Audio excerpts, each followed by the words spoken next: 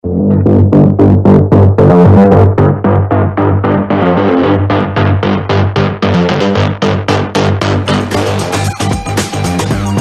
Pampanga, magandang araw Central Luzon. Ako po si Justin Dizon at kayo po ay nakatutok dito sa CLTV Balitaan. Ito po, oras po natin ngayon, 10:05 na ng umaga, araw po ng Miyerkules, October 5. Ayan, 10:06 na pala, ayan, kalilipat lamang. Kumusta ho kayo mga kabolen, mga karehiyon?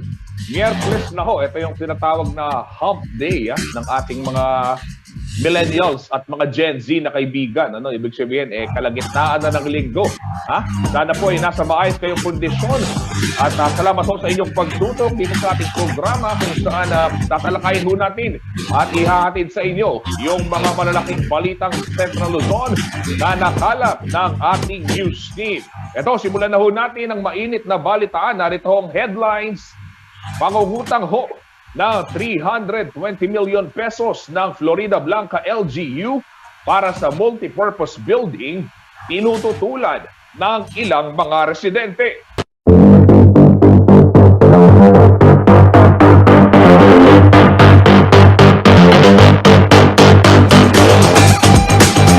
Mayapaldo Pampanga, magandang araw Central Luzon. Ako po si Justin Dizon at kayo po ay nakatutok dito sa CLTV Balitaan. Ito po, oras po natin ngayon, 10:05 na ng umaga, araw po ng Miyerkules, October 5. Ayan, 10:06 na pala, ayan, kalilipat lamang. Kumusta ho kayo mga kabolen, mga karehiyon? Miyerkules na ho, ito yung tinatawag na hump day ng ating mga millennials at mga Gen Z na kaibigan. Ano ibig sabihin? Kalagitnaan na ng linggo. Sana po ay nasa maayos kayong kondisyon. At salamat po sa inyong pagtutok dito sa ating programa kung saan tatalakayin ho natin at ihahatid sa inyo yung mga malalaking balitang Central Luzon na nakalap ng ating news team. Ito, simulan na ho natin ang mainit na balitaan. Narito ang headlines. Pangungutang ho na 320 million pesos ng Florida Blanca LGU para sa multipurpose building tinututulan ng ilang mga residente.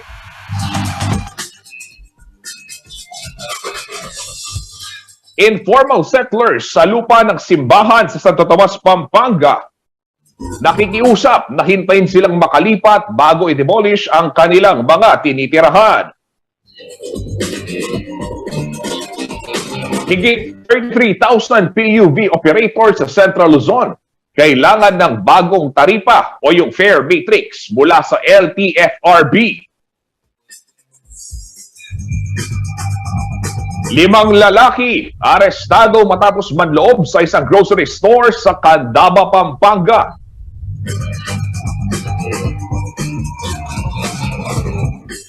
At publiko, hinikayat po na magpa-booster shot kontra COVID-19 para maging merry ang Pasko. Ayan, kasama ho sa ating programa ngayon, nanonood itong si Jolosan. Ayan, batiin lang natin, watching from Cabanatuan City, Nueva Ecija. Ayan.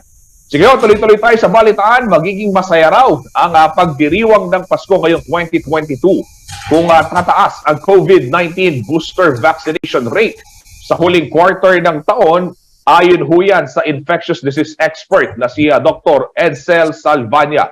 Git pa ho ng doktor, mahalaga pa rin mag-ingat at magpa-booster para ho madagdagan ng immunity at tuluyang mapababa ang kaso ho ng COVID-19 sa bansa. Anya, nariyan pa rin umano ang presensya ng mas nakakahawang COVID variants gaya ho nung BA.5 Omicron subvariant. Factor din daw ang pagdami o sa pagdami ng kaso ng COVID-19 ang pagtaas o ng level of mobility. Partikular na yung pagbubukas ho ng face-to-face classes para sa mga mag-aaral at yung ilang hong hindi na sumusunod sa minimum public health standards dahil na rin sa pagluluwag ng mga protocol. Kabila ho sa mga binabantayan lugar. Dahil sa pagtaas ng COVID-19 cases ang National Capital Region, ang Calabarzon at ang Central Luzon. Sa datos po ng Department of Health, aabot sa 2,832 ang bagong kaso ng COVID-19 sa Central Luzon. Higit 19 million naman na ang nakatanggap po ng first dose at second dose ng bakuna, subalit mahigit 2 million pa lamang ang tumatanggap ng booster dose. Dito ho yan sa Central Luzon. Samantala, nakatakda namang magkaroon ng pulong ang World Health Organization para daw i-anunsyo ang nalalapit na pagtatapos ng pandemya, bunsod ng pagbaba ng mga kaso ng pagkasawi o yung COVID deaths mula ho dyan sa COVID-19. Pakinggan ho natin ang ilang pahayag ng infectious disease expert na si Dr. Edsel Salvania. Kaya nga, if you want to ensure a good Christmas, kung gusto nating lalong tumaas yung chance na mangyayari yon, nakikiusap po kami sa ating mga kababayan, magpa-boost po kayo para mas maganda po yung ating insurance para hindi na po tayo makakita ng mga case spikes pa, at kung tumaas man yung cases, manatiling mababa yung number of severe cases. So, kahit voluntary and outdoors, manatili po talaga tayong gumamit ng mga masks natin dahil ano na ba naman yun compared to the fact na you'll end up spending the Christmas in the hospital. So gamitin po natin yung ating minimum health standards, encourage po natin yung ating mga kababayan na magpa-boost.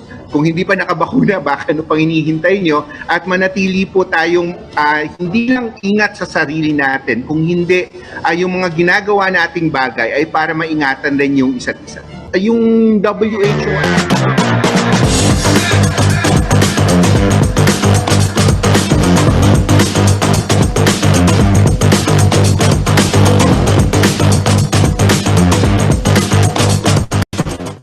Ayan, hindi pong narinig si Dr. Edsel Salvania, isang infectious disease expert. Sa ibang balita ho, nagpaalala ang Land Transportation Franchising and Regulatory Board o LTFRB sa mga driver at operator na hindi po pwedeng maningil ho ng inaprobahang dagdag pasahe kung wala pa silang bagong taripa o yung fare matrix. Ayon ho sa tanggapan, higit 33,000 public utility vehicles o PUV operators sa rehiyon ang inaasahang kukuha po ng bagong fare matrix. Narito pong detalye ng balitang yan.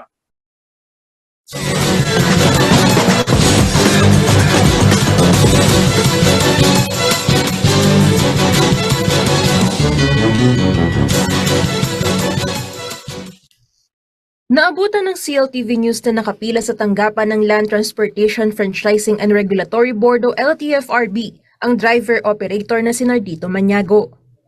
Kailangan kasi niya ang bagong fare matrix o taripa upang makapaningil ang dagdag pasahe na kamakailan lamang ay inaprubahan kasunod ng walang humpay na pagtaas ng presyo ng produktong petrolyo.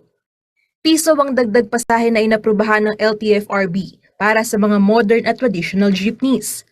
2 pesos naman ang dagdag sa mga bus at 5 piso ang itinaas ng flag down rate sa mga taxi at TNVS. Ayon kay Mang Nardito, labis na naapektuhan ng kanilang kabuhayan bunsod ng pandemya na sinundan ng oil price hike, kaya ang dagdag pasahe ang nakikita nilang solusyon para makabangon.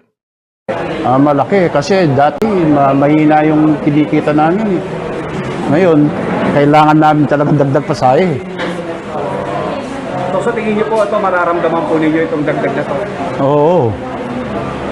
Malaking tulong din daw para sa pamilya ng jeepney driver na si Jopon Salbadico ang dagdag pasahe. Ngunit iniisip din niya ang magiging epekto nito sa mga mananakay. Kaya kung siya raw ang tatanungin, mas gugustuhin sana niyang bumaba ang presyo ng diesel kaysa magtaas ng pasahe. Nakakatulong po sa amin, lalo na nadagdag yung pasahe. Kaya lang po, naawa din po ako sa mga commuters. Sana lang po, gusto ko lang po sana mababa yung diesel. Yan po yung gusto ko kasi lalo na po sa mga estudyante, sila po yung apektado sa pagtaas ng pasahe.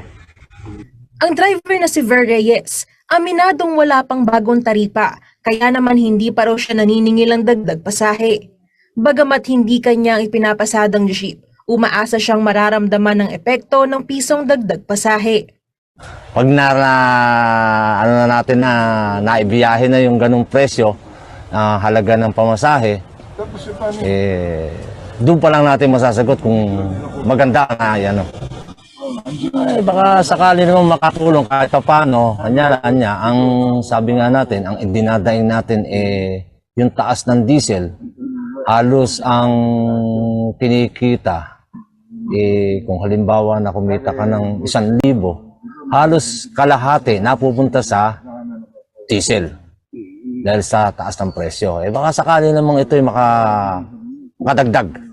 Kung halimbawa na 1,000, baka makapag-uwi ka ngayon ng 700. So, Kung sarili mo sasakyan, ganyan. September 27, nang simula ng LTFRB Region 3 ang pag-issue ng bagong fare matrix. Ayon kay Attorney Jennifer Rodriguez, hearing officer at attorney for ng naturang tanggapan, nasa 2030 na taripa na ang kanilang na-issue sa iba't ibang denomination ng Public Utility Vehicle o PUVs. Ang nasabing bilang, maliit na porsyento pa lamang ng mga operator sa rehiyon. As per our records, yung mga dapat nating isyuhan or dapat mag-apply ng taripa is nasa 23,000 plus na operators. Wala naman tayong deadline. Ang magiging problema lang ng mga hindi mag-a-apply, hindi sila makakapagsingil ng bagong fare increase kung walang nakadisplay na taripa na inisyo ng LTFRB. Nito lamang October 3 naging epektibo ang karagdagang singil sa pasahe. Ito'y matapos ang 15 araw buhat ng inanunsyo ng LTFRB ang naturang aumento noong September 16.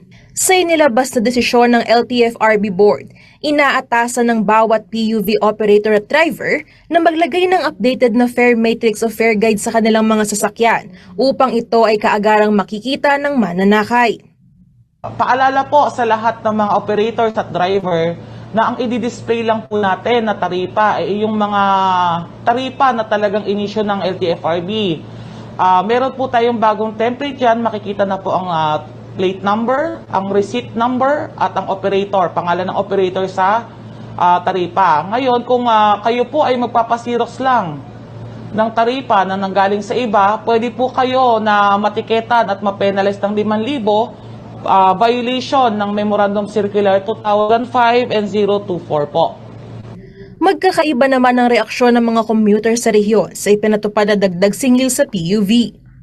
Malaki po yung effect sa amin kasi malayo pa po yung pinanggalingan namin, mahal po yung pamasahe, nadagdagan pa po. Sana po ibalik na lang po sa dati para po hindi na po madagdagan yung gastos. Siyempre po, yung mga baon namin, sakto lang po para po sa mga pagkain, then pamasahe po. Paano pa po nung tataas pa po yung bayad po sa mga jeep, tsaka ano po. Lalo po kaming sa mga pamasahe, sir. Samantala, paalala ng LTFRB, epektibo pa rin ang 20% discount sa pasahe para sa mga senior citizens, persons with disability at mga estudyante. Huwag din daw kaligtaan ang pagsunod sa guidelines at polisiya ng ahensya at ang patuloy na pagtalima sa public health safety protocols. Angelica Cara, CLTV News.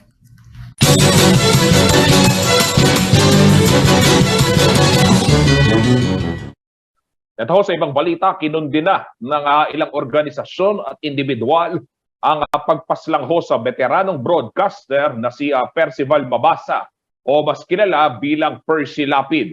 Patay ho ang veteran radio broadcaster matapos pagbabarilin malapit sa kanyang bahay sa Las Piñas City. Ito pong gabi ng Lunes, October 3. Ayon ho sa mga pulis, nasa loob ng kanyang sasakyan si Lapid at nilapitan ng riding in tandem bago ho barilin. Una nang naglabas ng pahayag ang kanyang pamilya kung saan kanilang kinundi na ang tinatawag nilang brutal na pamamaslang. Hindi lamang daw pagkakasala kay Percy at sa kanyang propesyon ang nangyari, ngunit maging sa bansang Pilipinas at sa katotohanan. Tahasan din pong kinundina ni Senator Risa Ontiveros ang pagpaslang kay Lapid. Ayon sa mambabatas, tila pagpapahiwati ito na ang mga kritikal at kontra sa pamahalaan ay patatahimikin. Kilala ho si Lapid para sa kanyang mga matatapang na komentaryo at pagsusuri sa pamamalakad ng mga administrasyon ni dating Pangulong Rodrigo Duterte at ngayon Pangulong Ferdinand Marcos Jr. Nagpaabot din ng pakikiramay si Senator Robin Padilla sa mga mahal sa buhay ni Lapid.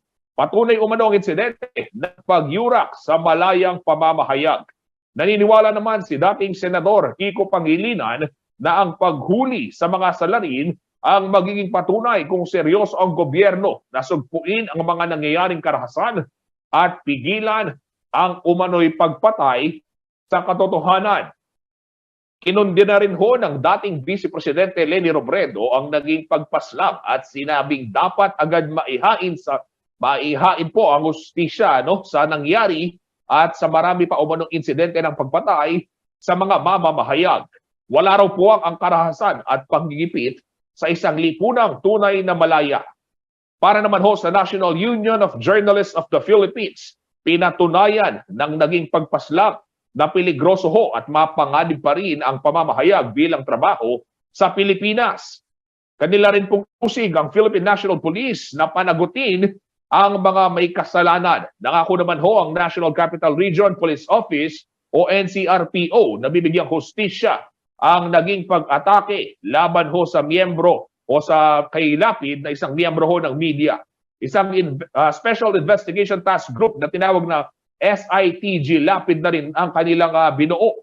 Binigyan din ni Police Brigadier General Jonel Estomo si Las Piñas City Police Chief Colonel Jaime Santos at ang mga investigador ng 24 oras para lutasin ang naturang krimen.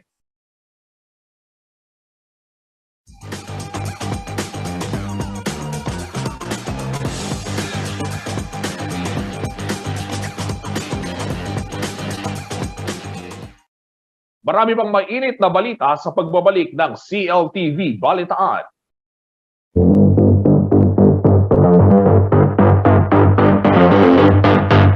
Bulosan, batiin lang natin ang watching.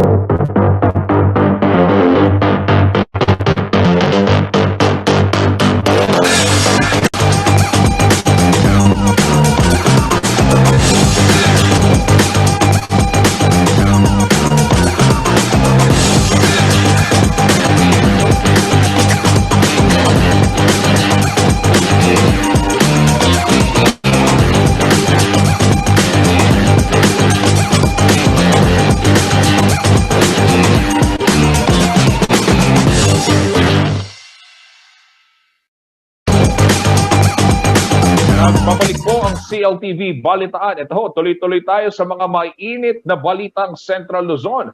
Nananawagan ngayon ang ilang informal settlers sa barangay poblasyon sa bayan ho ng Santo Tomas, Pampanga sa Archdiocese ng San Fernando na bigyan ho sila ng pagkakataon na makalipat bago tuluyang i-demolish ang kanilang tinitirahan. Ito'y kasunod ho ng demand letter ng Legal Counsel ng Archdiocese na nag-uutos sa barangay government na tanggalin ang mga iligal na istruktura sa lupang pag-aari ho ng simbahan. May detalye ng balitang yan si Paulo G. Santos.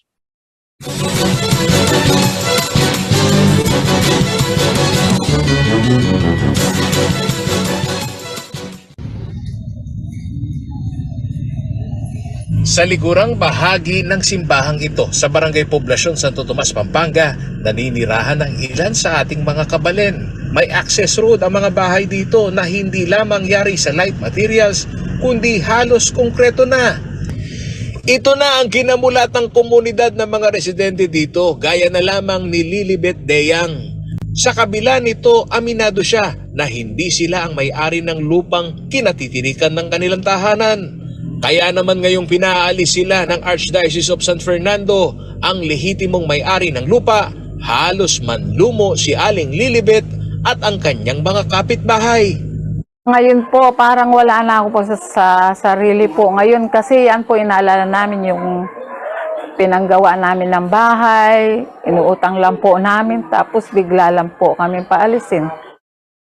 Buwan ng Agosto nang makarating ang final demand letter ni Atty. Victor Roque, Legal Counsel ng Archdiocese ng San Fernando kay Kapitan Alvaro Jensan ng Barangay Poblasyon. Dito nakasaad ang kahilingan ng Archdiocese sa barangay official na ipatanggal na ang mga illegal structure sa likod ng simbahan.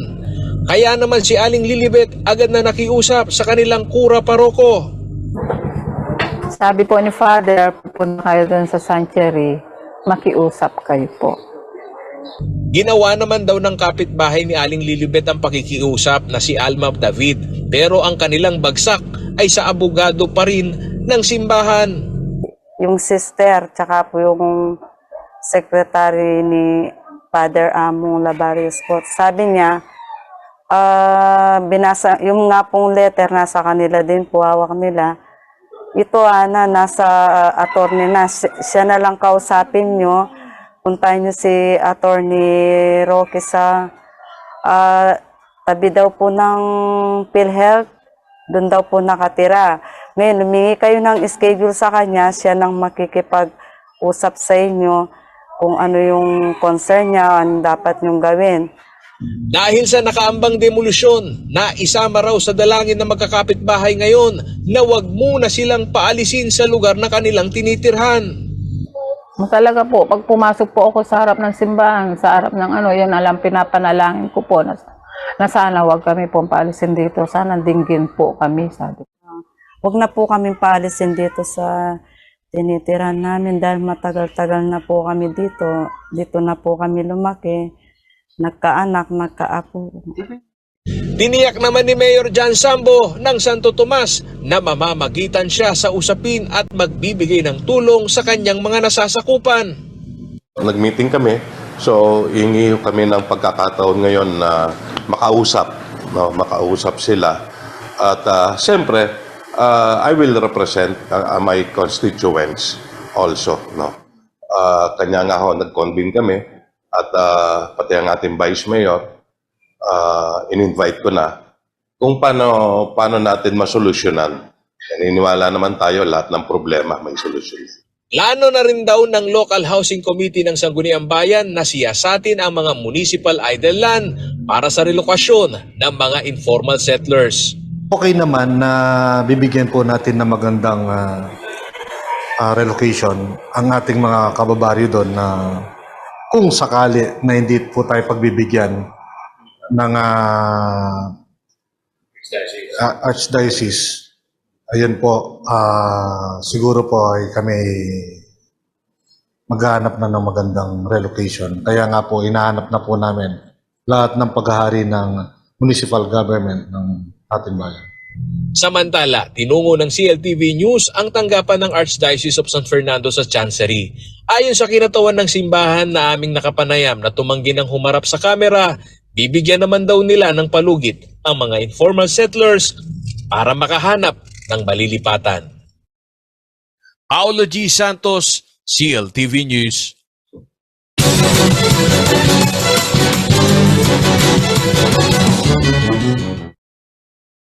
Sa iba pang mga balita, 433 mananaya ang nakasungkit ho at maghahati-hati doon sa Grand Lotto 655 jackpot na nagkakahalago ng 236 million pesos. Nangyari po ang pagbola nitong Sabado, October 1, kung saan sa numerong iyan, 50 po ang naninirahan sa Central Luzon na pabilang ho sa mga nanalo. Sa inilabas hong listahan ng Philippine Charity Sweepstakes Office o PCSO, 21 sa mga nakakuha ng winning combination na 9, 45, 36, 27, 18 at 54 ay nagmula ho sa lalawigan ng Bulacan.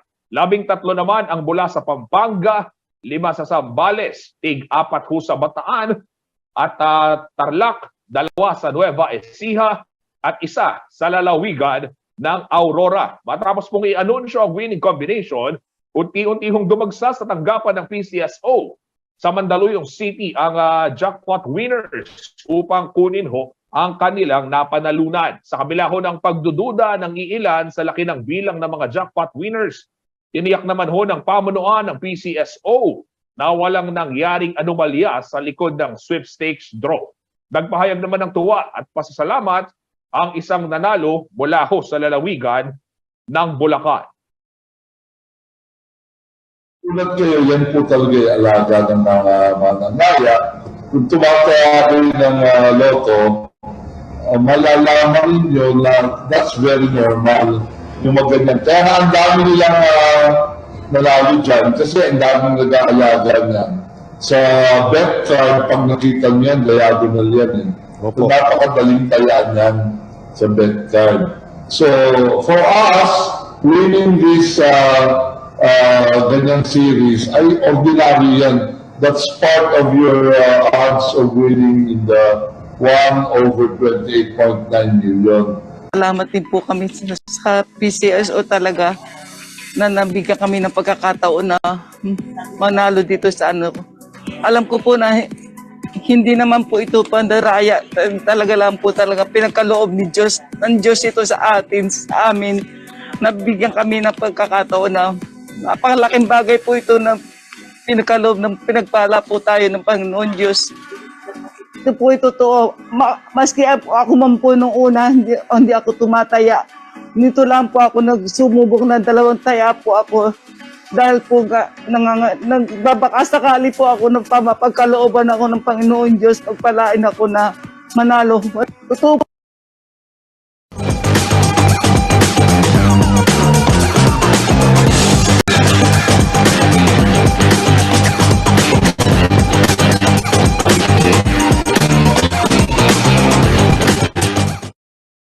Kaugnay ho ng balitang yan, nagpasa ho ng resolusyon sa Kongreso si House Minority Leader at 4-piece Party List Representative Marcelino Nonoy Libanan para ho, ito ho yung House Resolution 463 upang maglunsad ng investigasyon kaugnay ng nasabing lotto draw dahil kaduda-duda raw ang dami ng mga nanalo sa naturang raffle draw at yan ho ang antabayan na natin kung anong magiging development ng balitang yan. Samantala nasa kote ho ng mga otoridad ang 5 kawatan sa Candaba, Pampanga dito pong Linggo, October 2. Ayon ho kay Pampanga Acting Provincial Director Alvin Consolacion, alauna ng madaling araw nang makatanggap sila ng robbery report sa isang grocery store sa loob ho ng Candaba Public Market sa Barangay San Agustin. Agad namang rumisponde mga pulis Candaba at kanila hong naaresto ang mga suspect na sila Reneland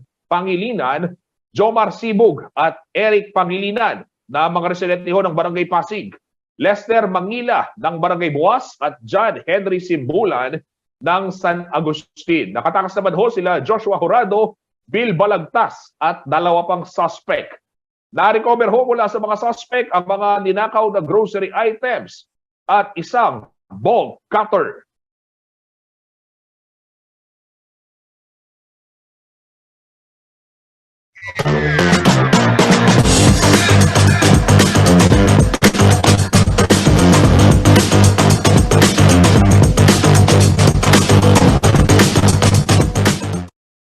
Magko-commercial break lang muna ho tayo, pero sa ating pagbabalik, tatalakayin ho natin ito nga panukalang pagpapaliban sa barangay SK elections at yung price freeze na ipinatupad ho sa ilang bahagi ng Central Luzon kaugnay ng Bagyong Karding.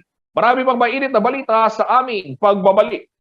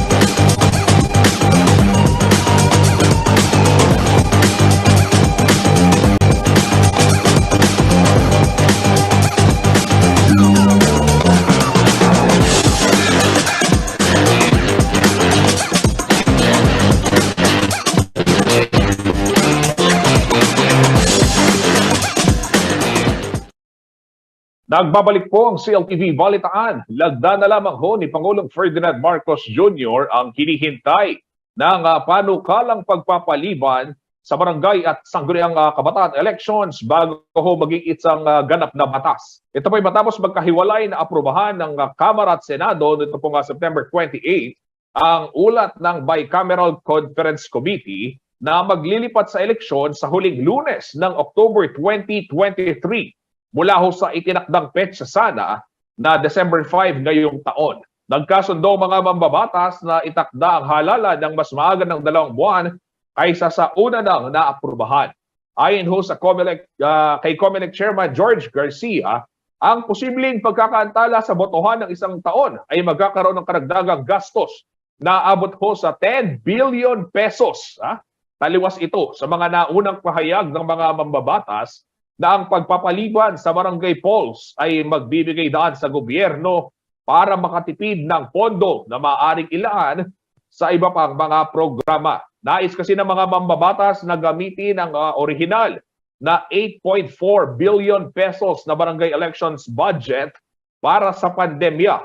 Ngunit sinabi ni Garcia na may fiscal autonomy ang komisyon.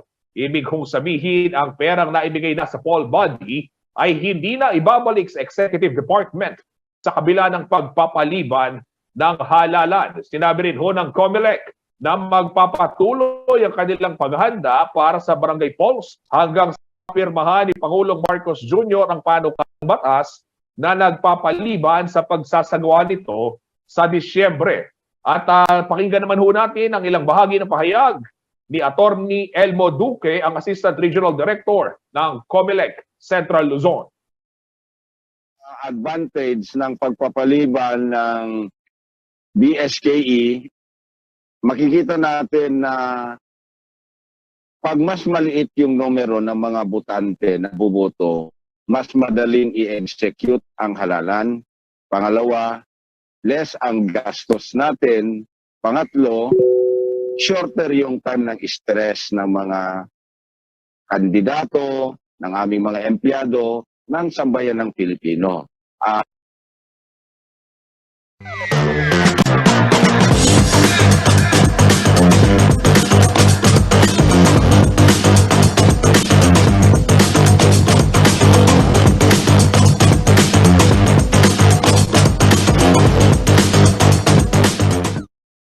Inyong narinig si Attorney Elmo Duque, Assistant Regional Director ng COMELEC Region 3. Samantala sa ibang balita, mahigit 1 linggo matapos ang pananalasa ng Bagyong Carding, hirap pa rin sa pagbangon ang bayan ho ng Dingalan sa Aurora na lapis hong napinsala.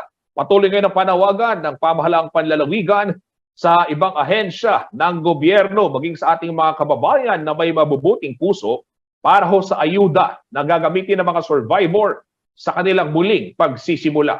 Ang pinsala ho ng Bagyong Carding sa Dingalan, Aurora, alamin ho natin sa ulat na ito.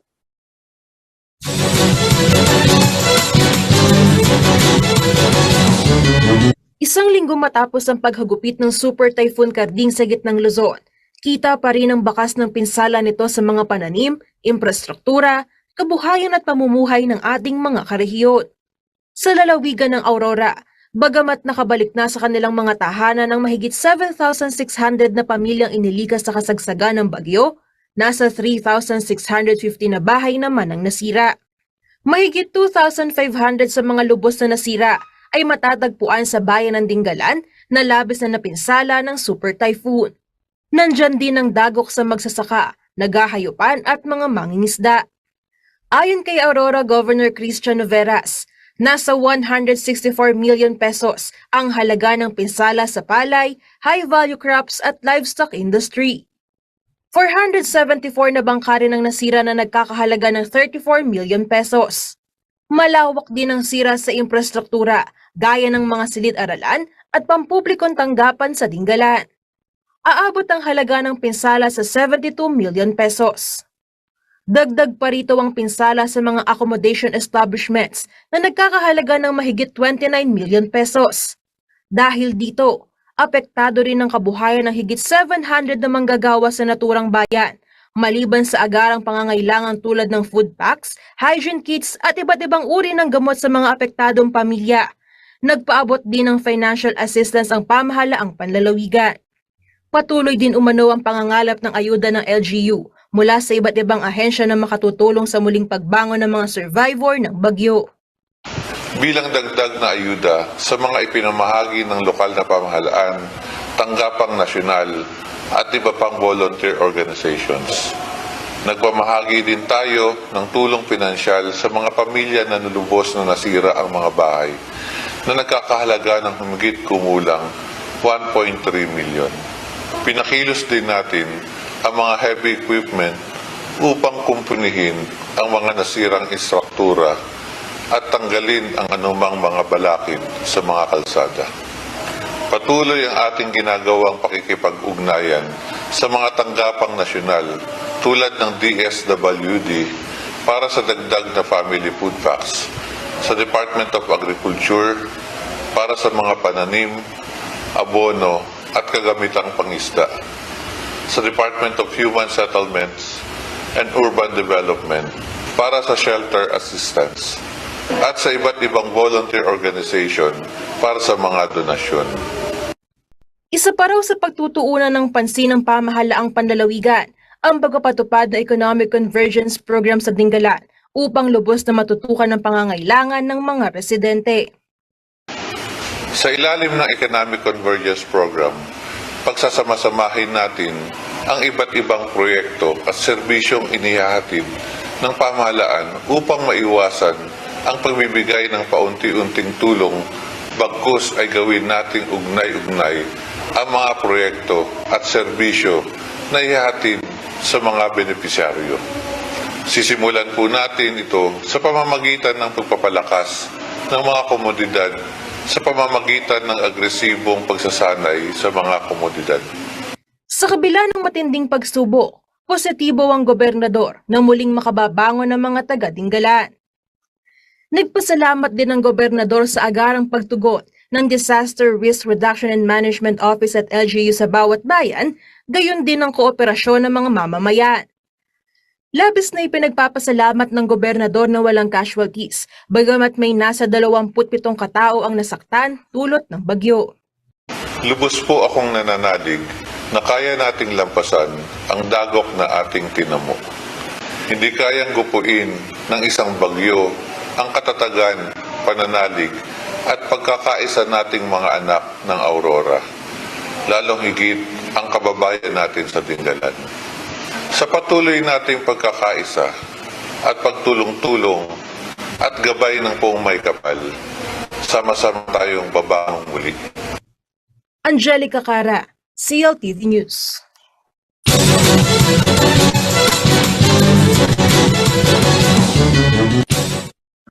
At ho, sa iba namang balita, umapila si Senator Raffy Tulfo sa Department of Health na ibigay ang benepisyo at allowance at hazard pay ng mga healthcare workers o HCW sa bansa bago po sumapit ang Pasko. Sa pagdinig ng 2023 budget ng DOH na pag-alaman na 64 billion pesos ang kabuoang halaga ng benepisyo ng mga healthcare workers na hindi na ibigay ng pamahalaan mula pa ho noong July 21, bunsod ng retroactive provision ng RA 11712 para sa mga health emergency allowance. Nakasaad po sa naturang Republic Act, yung Public Health Emergency Benefits and Allowances for Healthcare Workers Act, na ang mga healthcare workers na nakadeploy sa mga low, medium at high risk na lugar ay kailangang tumanggap ng buwanang hazard pay na nagkakahalaga ng 3,000, 6,000 at 9,000 pesos. Paliwanag naman ho ni DOH Officer in Charge Maria Rosario Berhere, nakikipag-ugnayan na ang kanilang tanggapan sa Department of Budget and Management para ho sa pagpapalabas ng karagdagang pondo na ibibigay sa mga health worker. Naisumit na raw sa DBM noong September 6 at noong September 9 ang kahilingang mailabas ang 12 billion pesos na pondo. Gayunpaman, nananawagan ang DOH sa mga mambabatas na tulungan sila na makapaglaan pa ng maraming pondo para ho sa mga benepisyo ng mga healthcare workers na natapyasan umano ng malaki sa proposed 2023 budget.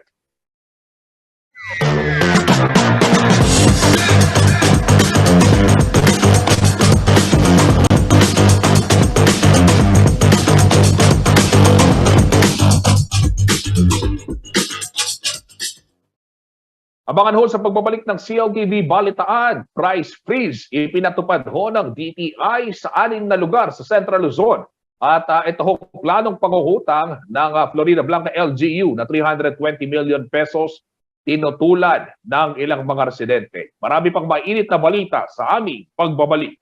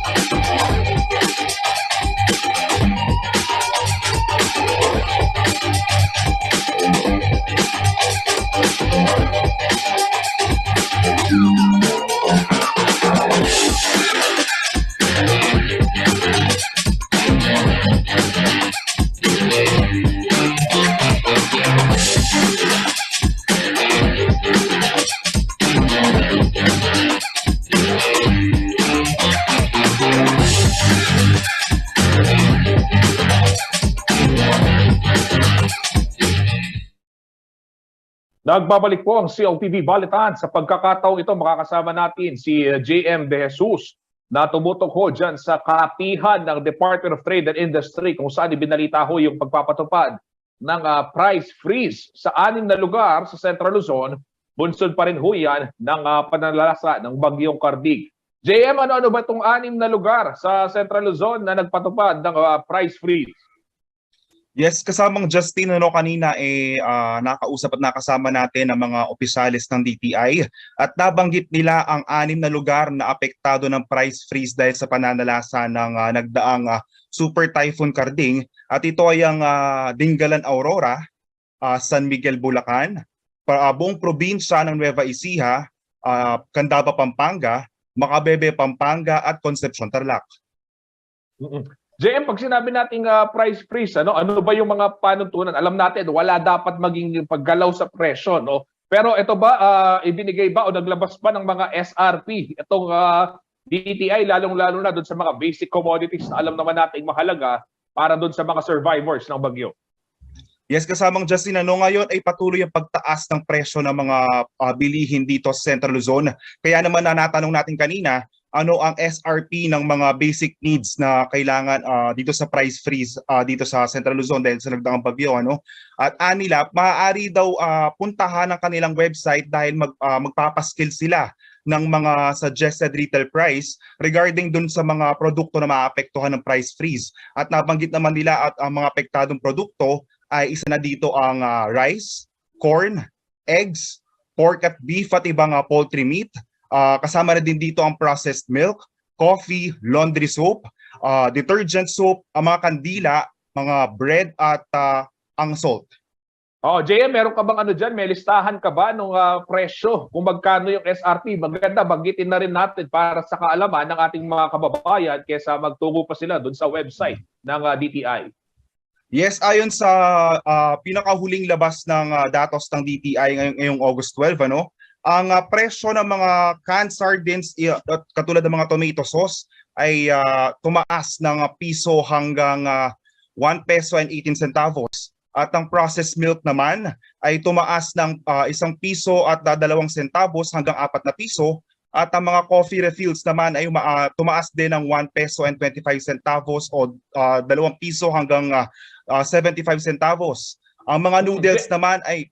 JM, pero magkano yung presyo? Magkano yung presyo ngayon? Halimbawa, yung bigas, ayan, sige, simulan na lang natin doon sa mga pinakakailangan o yung mga talagang hindi pwedeng mawala sa ating sa ating kusina.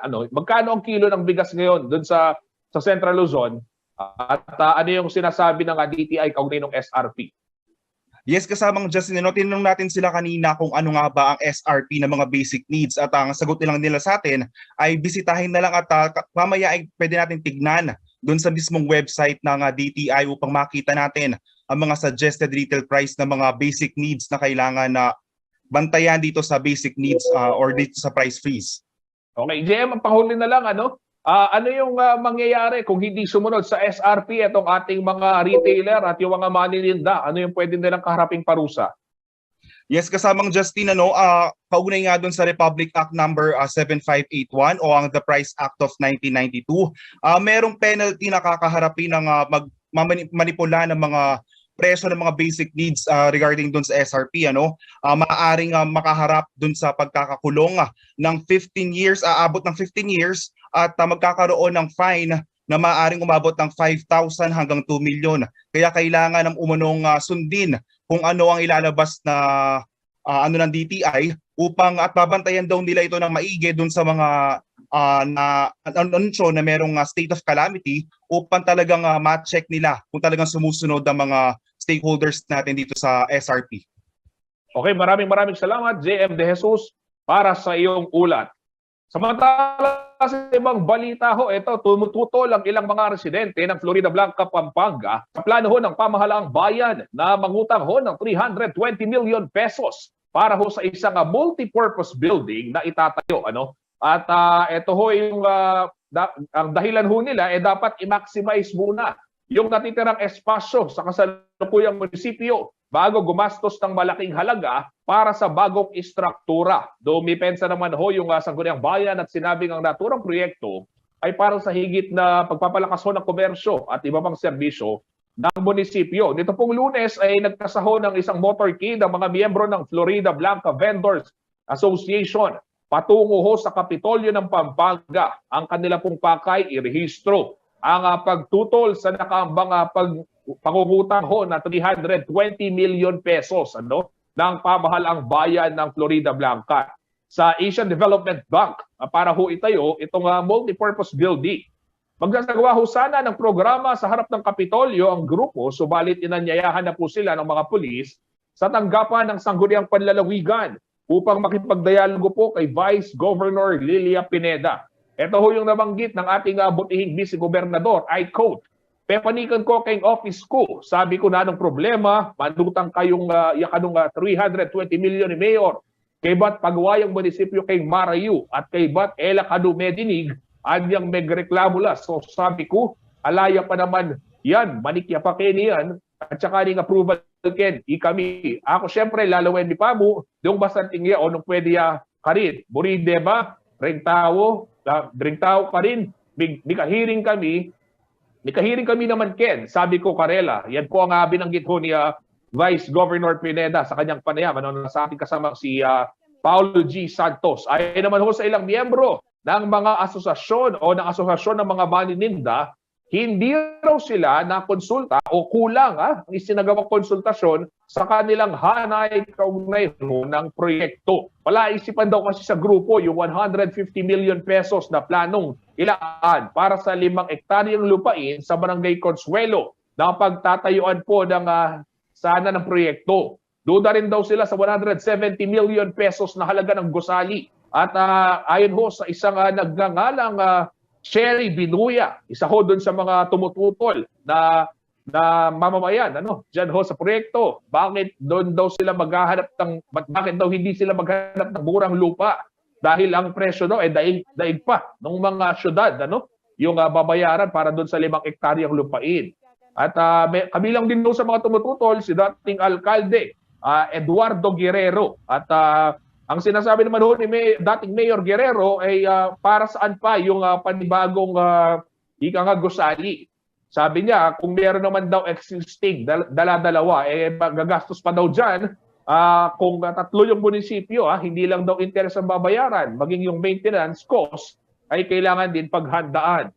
Samantala, sa naman ho ni Vice Mayor Michael Galang sa CLTV News, nilinaw nitong wala pang inaprobahang resolusyon hinggil sa sinasabing paglilipat ng munisipyo. Ayon ho sa presiding officer ng Sangguniang Bayan, ang resolusyon ho para makapanutang sa Asian Development Bank ang inaprobahan ng kanilang konseho. Katwiran pa ho ni Vice Mayor Galang, hindi raw sasapat ang gusali ng Municipal Hall Annex Area o Annex sa resettlement area dahil limitado lamang ang espasyo ng mga opisina doon. Pinabulaanan din ho ng Vice Alcalde ang paglilipat ng munisipyo ay nangangahulugan na paglilipat din ng business district ng bayan. Bahagi naman daw ng development ng ang planong pagtatayo ng satellite campus ng Don Honorio Ventura State University sa bayan ng Florida Blanca.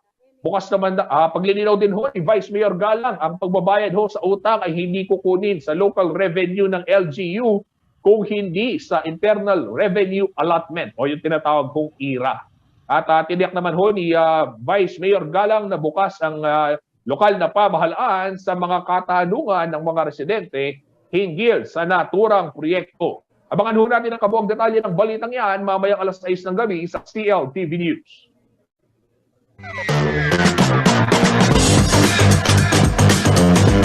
Isang mabilis na pasado lang po, alamin ho natin ang magiging taya ng panahon mula kay Ginong Manes Guerra, ang Chief Weather Forecaster ng Pag-asa Clark.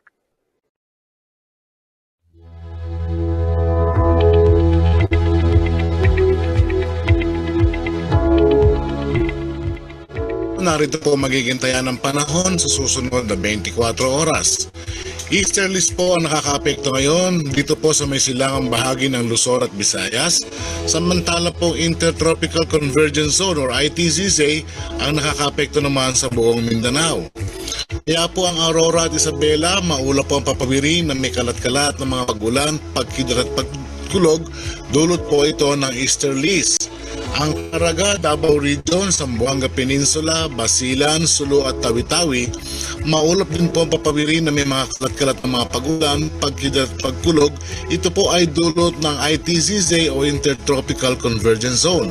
Samantala po ang Metro Manila at nalalabing bahagi ng bansa, magiging bahagi hanggang sa kuminsan ay magiging maulap din po ang papawirin. Mayroon po tayong inaasahang mga pulong mga pagulan, pagkidlat at pagkulog. Ito po ay dulot ng easterlies, localized thunderstorm, kasama na rin po ang ITZZ o Intertropical Convergence Zone. So sa ngayon po, pinag-iingat po natin ang mga kababayan dahil ang mga pag-ulan po ay posibleng magdulot po ng pagbaha at pagguho ng lupa.